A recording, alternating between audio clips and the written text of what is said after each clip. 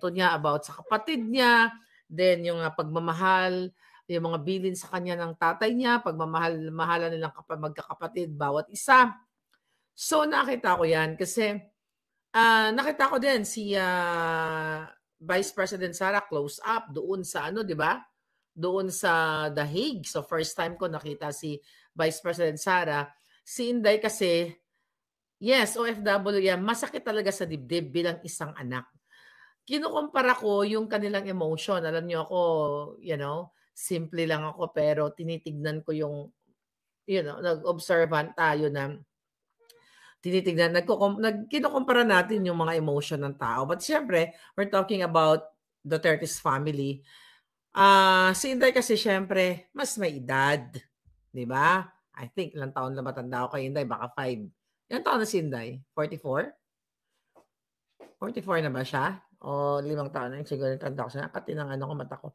So anyway, so nung na-meet ko sila pareho, magkasabay, di ba? Si Inday, maraming pagkakataon doon sa 46, Liz Vergara o 46. Eh di, konting ligo lang pala tanda ko sa kanya.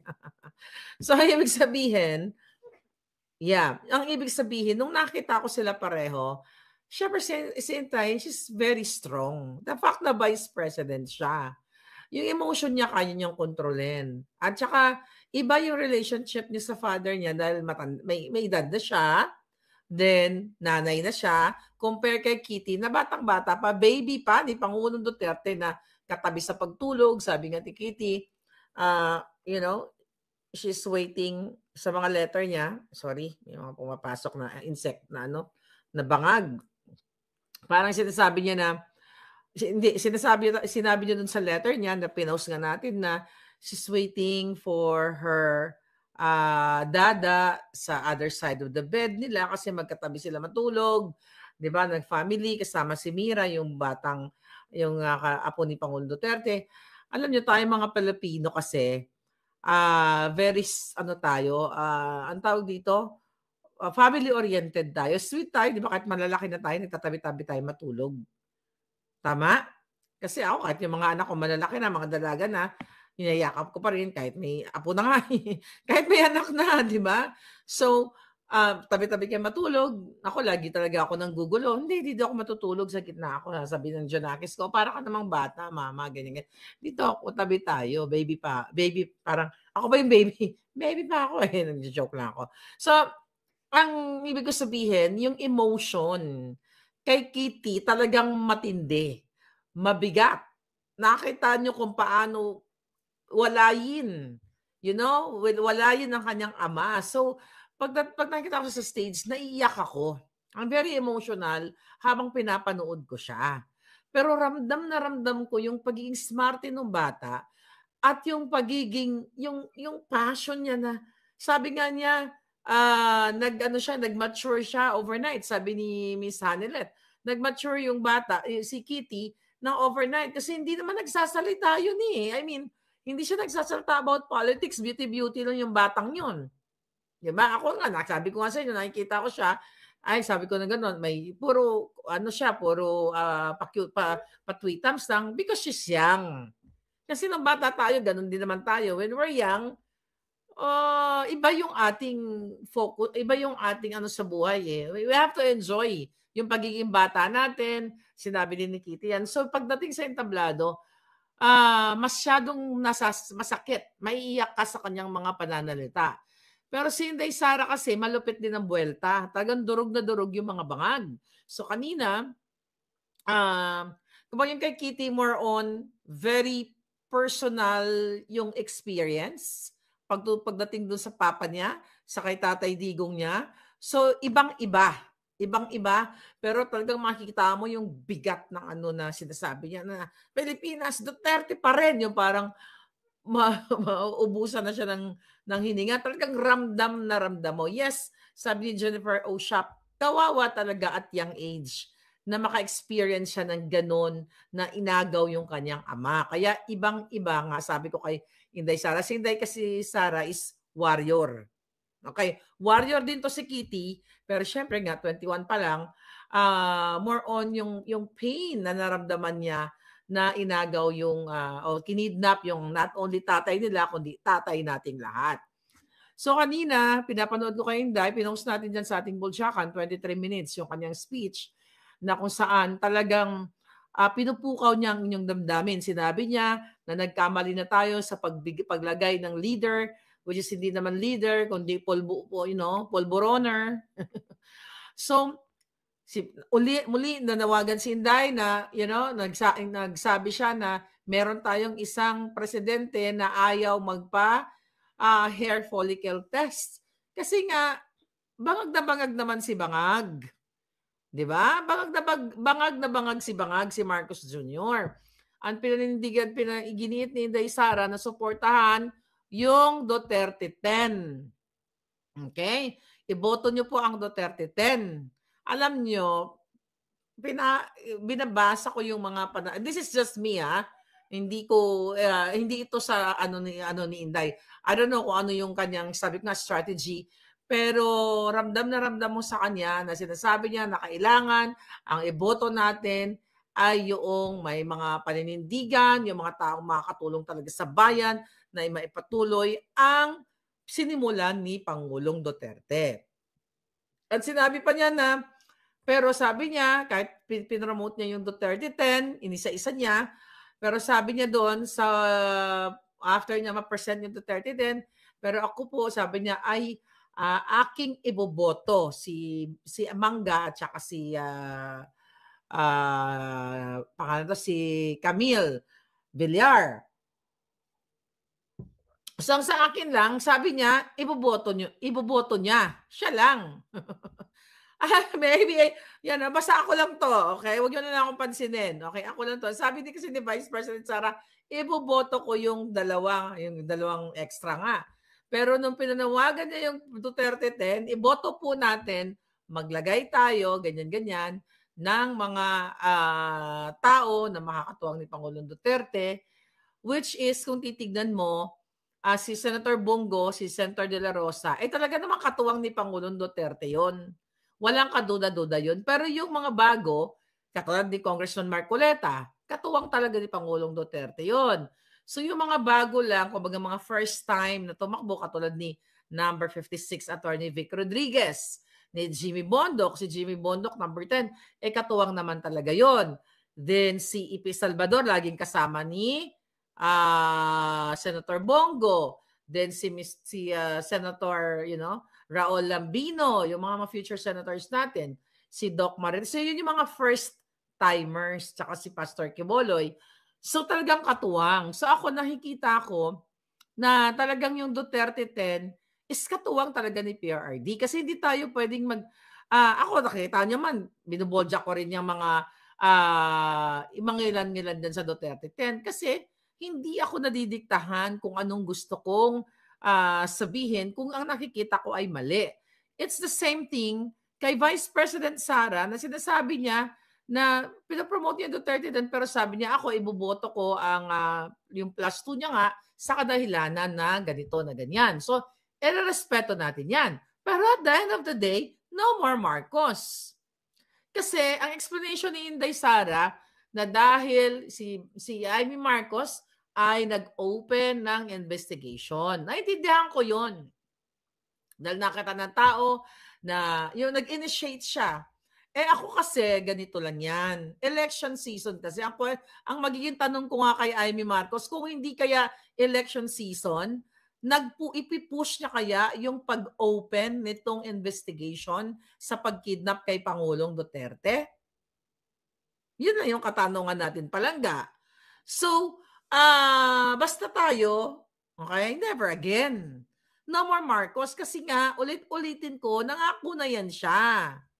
Okay? Nangako na yan si Amy Marcos na ilalabas niya at sasabihin niya sa madlang tao na ang kapatid niya ay Addictus Benedictus. So, never again sa mga Marcos. Pare-pareho lang yan eh.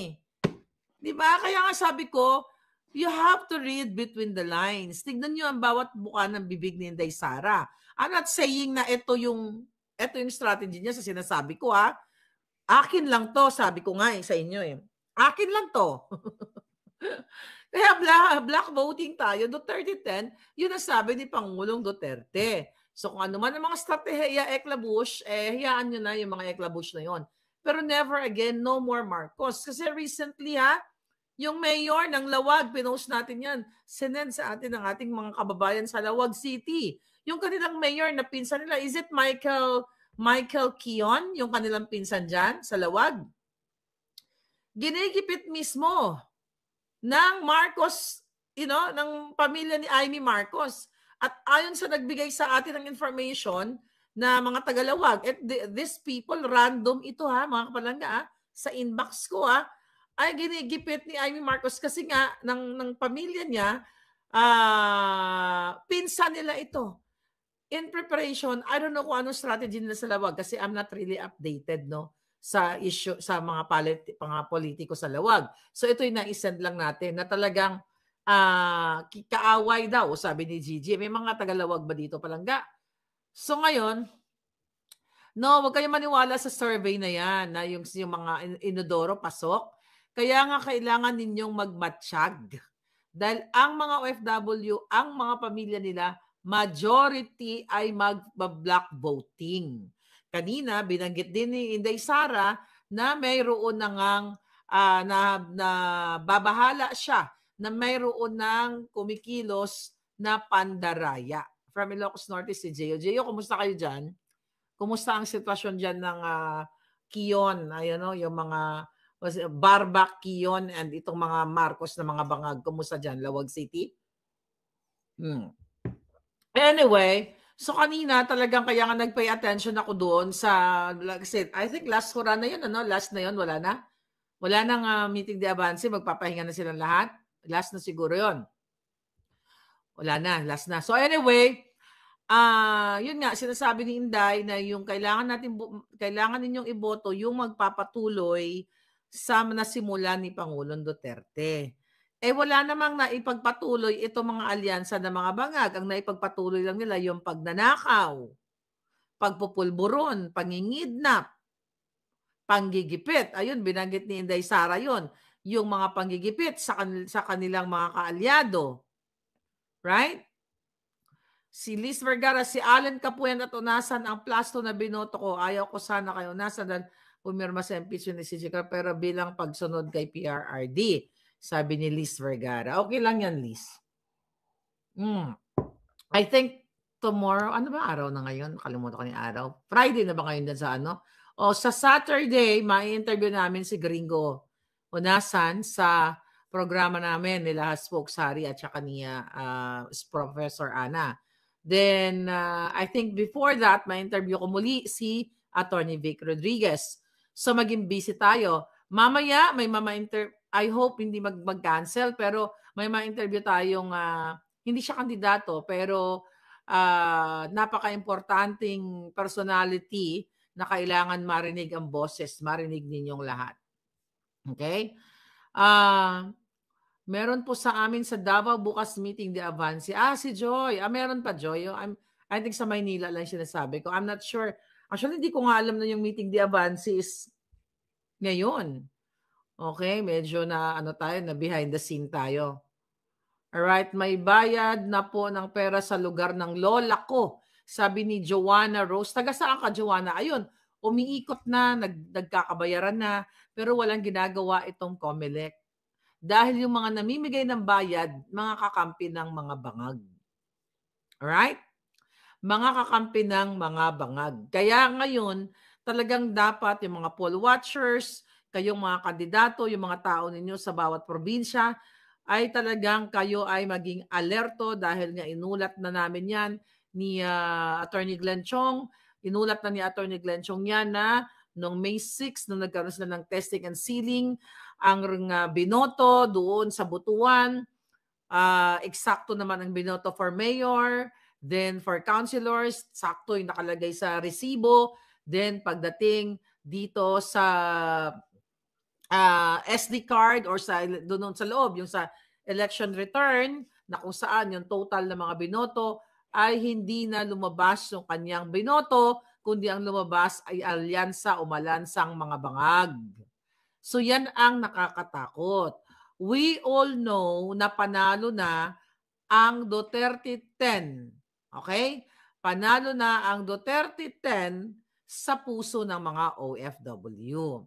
Alright? Pero dahil nga alam nyo, makikita nyo naman yan sa flow ng sa internet. Okay? Kasi halos lahat ngayon ay may telepono. Whether ang telepono mo bulok-bulok, meron kang data, tama ba? Data or wifi. So ang mga tao halos hindi na nanonood ng TV.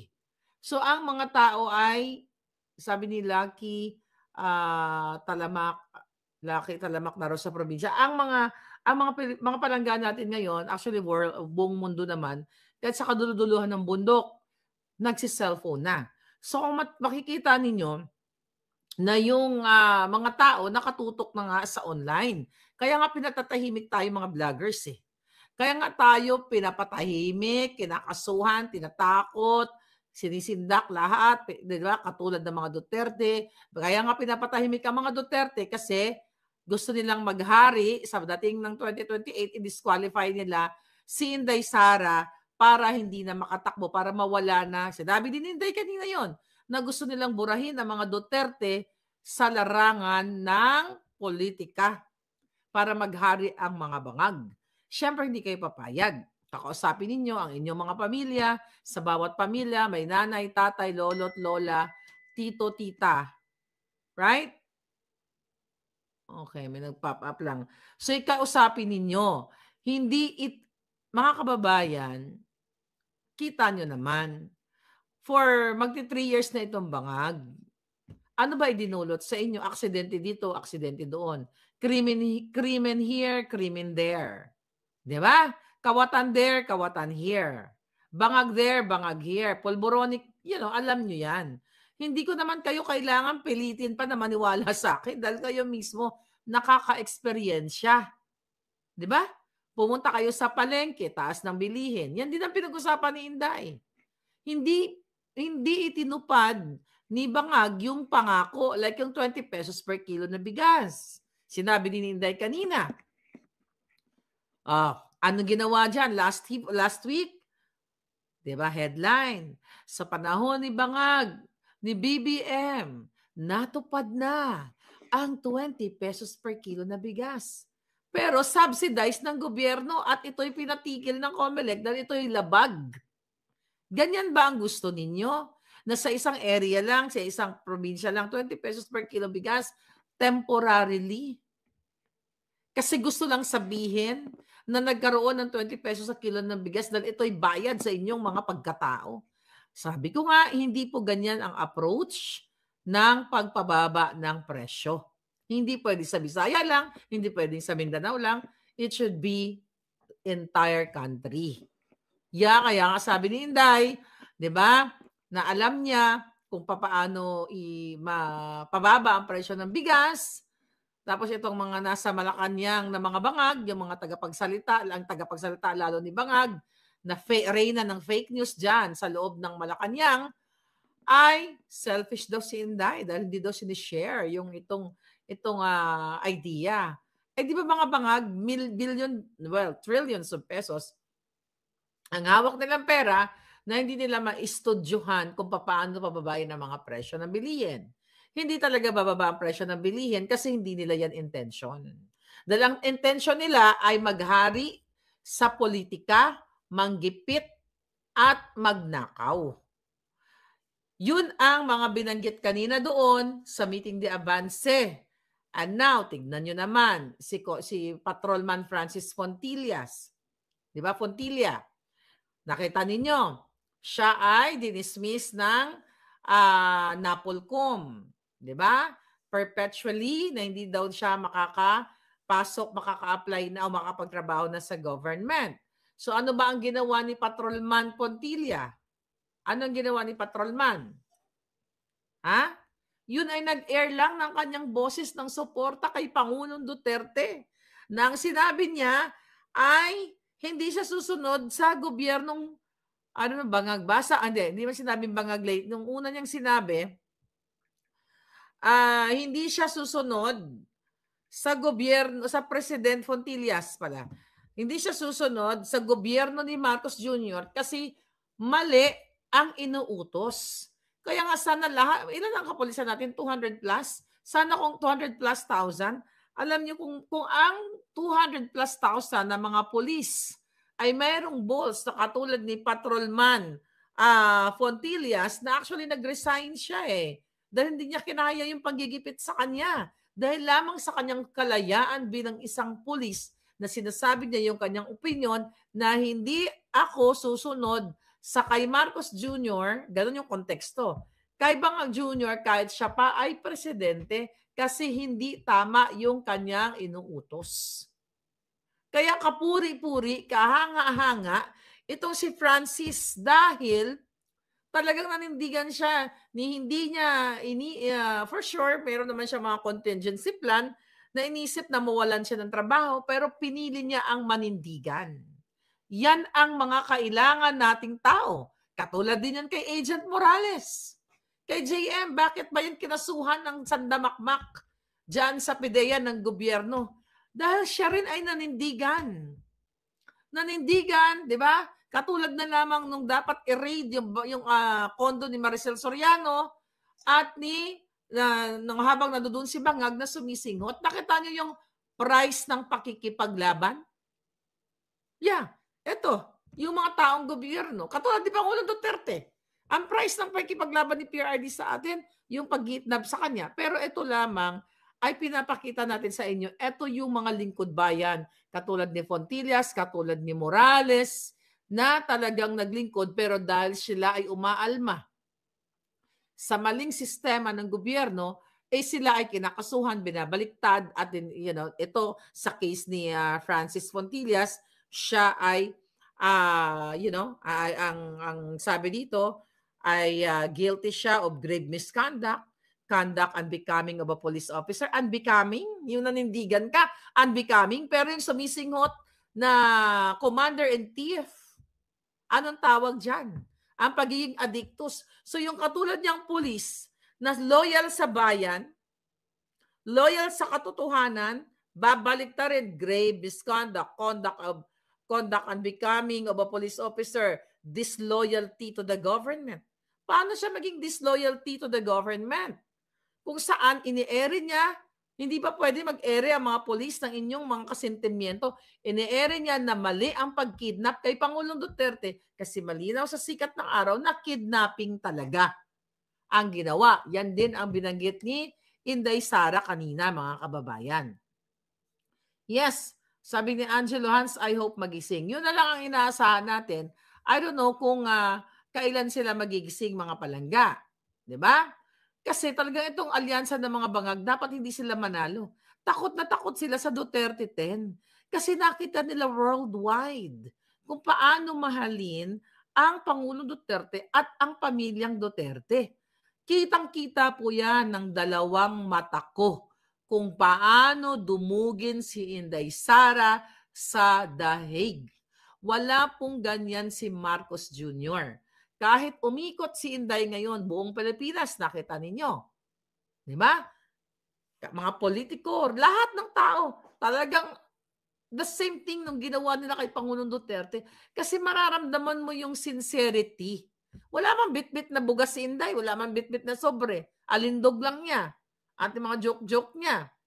Kanina hindi siya nag-joke-joke doon sa meeting de Avance kasi more on serious, bakbakan talaga So ngayon, mga kababayan,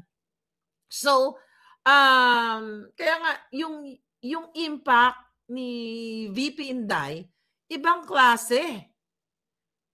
At ito ay talagang hilang-hila, nahihila talaga, nahihila niya itong Duterte 10 kasi naniniwala si Inday Sara at si Pangulong Duterte at si Miss Anet, si Kitty silang magpamilya. Si Pulong nasa Hague, si Baste. Naglalay-lalay na naman si Baste. Diyos ko po.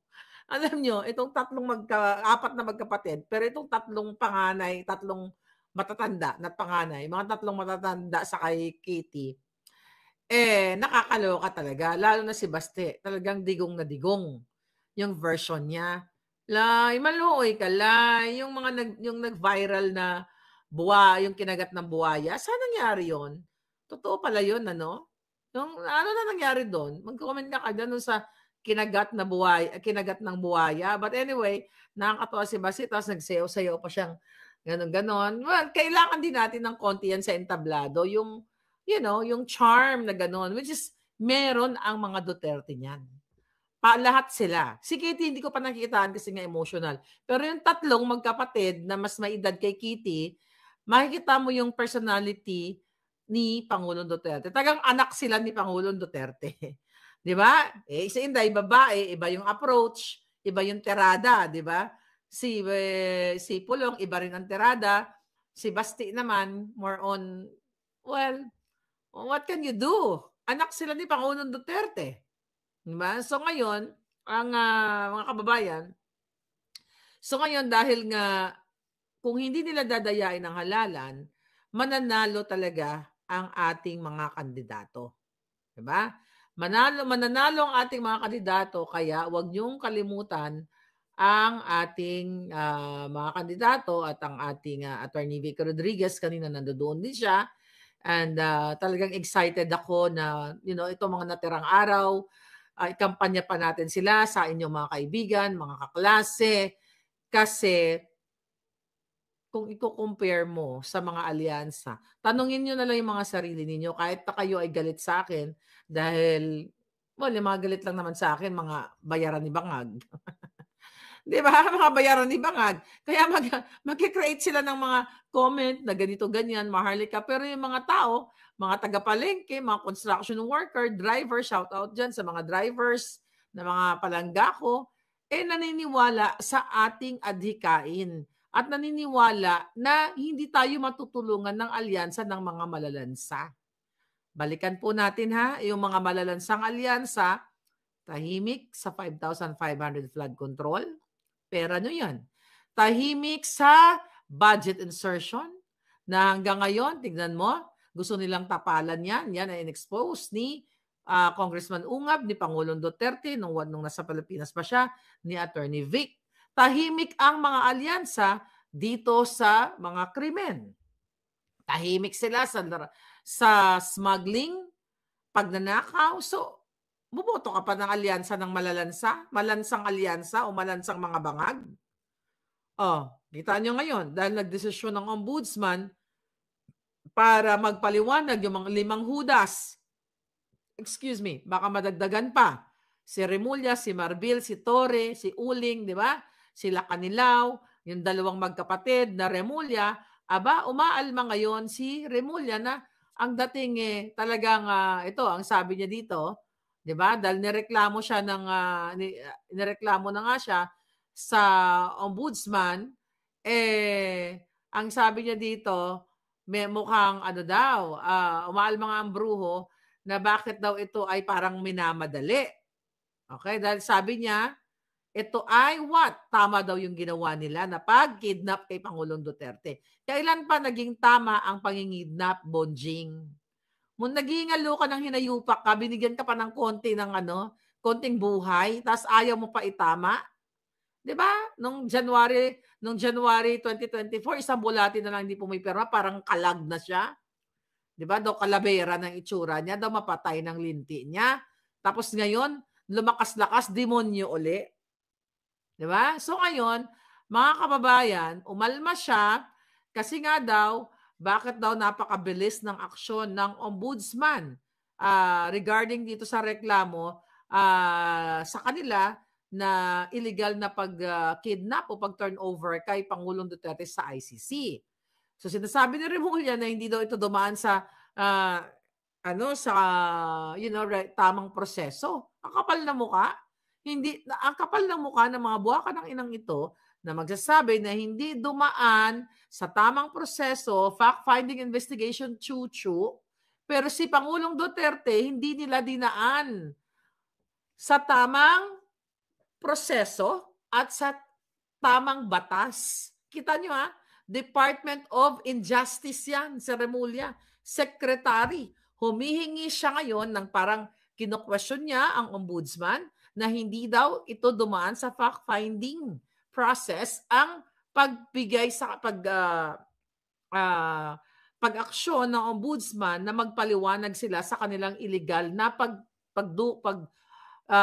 kidnap o pagkanulo kay Pangulong Duterte. Humingi sila ngayon ng due process. Si Pangulong Duterte ba binigyan niyo ng due process? Mga yawa ka, ikaw, Rimulya, lahat kayo mga hinayupa kayo. Eh alam naman ni Amy Marcos, 'di ba? Ang problema kasi kay Amy Marcos, pwede niyo na sana siyang iboto kung sinasabi niya na yung kapatid niya at ang asawa ng kapatid niyang Judas, si Lisa Satanas, ang nagpadukot. Pinasalamatan lang siya ni Inday na nag-open siya ng investigation at sinabi mismo ni Inday Sara na hindi mangyayari ang pagpadukot kay Pangulong Duterte kung hindi dahil kay Bangag. Meron ba? Kaya sabi ko sa inyo, maging matalino kayo. Kahit na siya ay binitbit ni Inday Sara, maging matalino kayo sa galawan. Ako, naging political expert na rin ako sa mga galawan. As much as possible, like kung sinasabi, ayoko nang, hindi naman ako politikong tao, pero natututo ka eh. Alam nyo? Natututo ka sa mga galawang politiko, kahit hindi ka politiko. Di ba? Sinabi ni Inday Sara yan talaga, na si Marcos Bangag ang may gawa kung bakit nakidnap ang kanyang tatay at hindi gagalaw ang mga Judas kung walang approval. Si Amy Marcos ba may pag-amin? Kung yan ang statement ni Inday Sara, sa tingin nyo ba si Inday Sara, bulag, pipi at bingi, na hindi niya nakikita? Sabihin na nating mabait lang talaga si Inday at grateful. Why? In fairness, marunong siyang tumataw ng utang na loob. Dahil nga nag-open si Amy Marcos, si Mangga ng investigation sa Senate.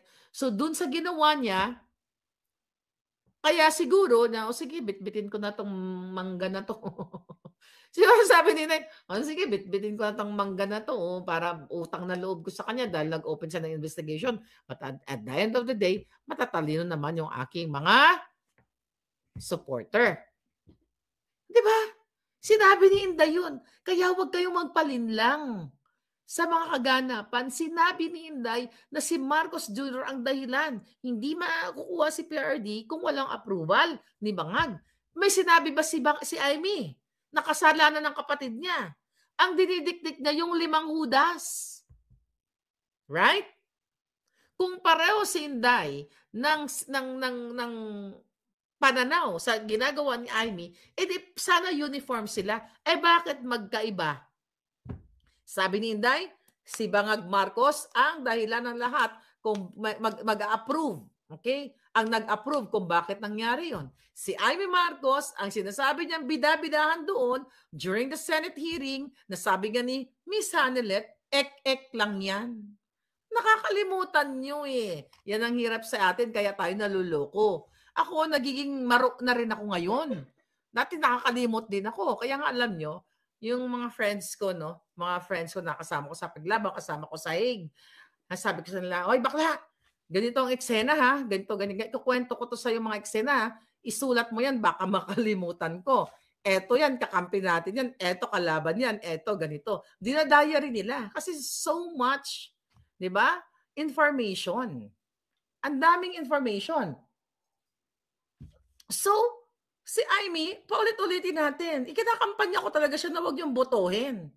Anong kaek-ekan yan? Di ba? Si Inday, tumanaw lang yan ng utang na loob. Ganun ang mga Duterte. Ang mga Marcos lang, ang mga buwaka ng inang, walang utang na loob sa pagpalibing, sa pagbigay ng tsansa na bumalik itong si Bangag. Di ba? I think yan ang nakikita ko kay Inday. Kaya nga kanina, ito lang yung first thing na sumagi sa isipan ko nung binanggit niya na basta sabi niya ako, iboboto ko yung dalawa niya. Hindi niya yun pinakausap na na binigyan niya ng emphasis. Walang ganon. So sabi ko, I think this is my interpretation. And doon sa mga previous information na binigay niya na sa atin, never again. Traidor yan. Palangga, ang nakaw nilang pera, silang magpapamilya. Di ba? Silang pamilya ang nakikinabang. Kawawa. Kamo, kaluoy mo, mga palangga. Kaluoy tayo lahat. Sabi ni Ellen, alam mo totoo ka Ellen, ang sabi ni Ellen? Sobrang bait ang mga Bisaya pero wag unahan kasi tinagkol ano? Oo, totoo. Alam niyo ang mga Bisaya mabait naman talaga.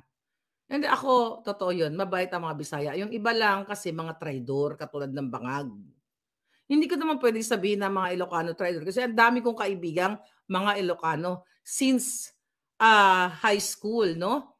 Kasi nung ako'y nag-aral ng elementarya lahat mga Bisaya kami. Wala akong Ilocano, lahat Bisaya pareho kaming salita. So nung ako ay nag-high school sa Maynila naka-meet ka ng iba't ibang lahi, I mean not iba-ibang lahi, iba-ibang galing ng probinsya, may Bicol, may kung saan-saan. So marami akong naging kaibigan ng mga Ilocano. Actually, best friend ko is Ilocano at saka Ilocana. Nung ako'y nag-work, nung ako'y, nag-works bata pa na working student, fast food chain, ang mga naging kaibigan ko mga Ilocano, Ilocano at Bisaya. Pero talagang likas na traidor ito si Bangag. Pero ang mga Ilocano mababait din 'yan. Sa totoo lang, in fairness lahat naman ng Pilipino. You know, may mga kaibigan ako na hindi ko makalimutan sa oras ng kagipitan at Ilocano 'yon, yung friend ko na back in college days, you know, na may mga bagay na naitutulong sa'yo ng tao na hindi mo nakakalimutan, maliit man pero hindi mo nakakalimutan. So, it's not about being Ilocano, it's not about being Bisaya, it's about yung prinsipyo mo. It just so happened na ang Marcos Bangag ay mga walang prinsipyo, mga traidor, mga walang utang na loob sa taong bayan. Hindi po masama na maglingon ng utang na loob. Kasi ako lumilingon ako ng utang na loob sa tama. Hindi naman tayo manghingi ng pabor na magbibigay tayo na mag-uutos sa'yo, o sige gurgurin mo yan si Pedro, si Juan, tapos may utang na loob ka kasi ng gurgur. Hindi naman ganun eh. 'Di ba? Magtatanaw tayo katulad ni kay Pangulong Duterte, ano bang ginawa ni PRRD? Pinalibing, napayagang napalibing si senior. Napayagan na maibalik si Bangag ang kanilang pamilya to redeem their themselves. 'Di ba? Si Inday Sara dahil mabait eh. I hope, you know, na learn na ni Inday Sara yung lesson. But politiko siya, abogado siya, matalino siya. 'Di ba? Kita ko 'yun sa Hague, ramdam ko 'yun. So I trust her. Pero never again. 'Di ba? Never again kay Marcos. 'Yun lang 'yun mga kababayan. So ngayon balik tayo dito sa limang hudas na ito si Boying Remulla na talagang nagmamaktol ang hudas. Nagmamaktol siya kasi nga daw, yun nga, hindi dumaan sa tamang proseso. Ang basihan lang daw ng reklamo sa kanila ay hindi daw ito official Senate committee report. Ito lamang daw ay mga sworn statements lang. So what the heck? Sworn statement? So hindi ito mabisa? So ganun po, umiikot na ang tumbong ng mga bangag, you'll never know. Baka nga pag ninakaw nila ang boto, pag sila ng gulo sa May 12, which is I hope not. Pero i-expect nyo, let's expect the worst. Pag ninakaw nila ang boto ninyo, dahil nakita na nga ng ni John Lee, di ba, inulat ni Atty. Glenn, pinag-usapan namin, na nakakalibrate na po yung ibobot, yung ipapanalo nila, so hindi natin mapigilan ang taong bayan, baka sila ay lumabas sa kalsada at mag-speak up at hindi nila papayagan. At baka magkaroon tayo ng presidente na bago. Kung yan ay ipipilit nila yung calibrated na winners na mga malansang mga bangag. Hindi po totoo yung mga survey na yan. Dahil ang nakikita ninyo, if you talk about sa social media, dahil ang labanan ngayon, nasa social media. Ang pagmamahal, lahat naman ngayon iniere. Ultimo ang pagpunta mo sa inodoro, binibidyo ng mga tao. Pagkain, lahat, ang daming nagmumukbang, pagbiga-biga, lahat na lang. Pagmumotor, lahat na lang ng kaletsyan sa buhay o yung mga ginagawa natin everyday ng buhay natin ay naka-social media. So, ibig sabihin, makikita mo, magi-gauge mo na ang mga tao ay aware na ang mga bangag ay malalansa at ang kandidato ni Pangulong Duterte ay para sa Pilipino. Ako, kahit kailanman, hindi ko ikakahiya na pag tinanong ako, ikaw, so ikaw, Maharlika, Suporta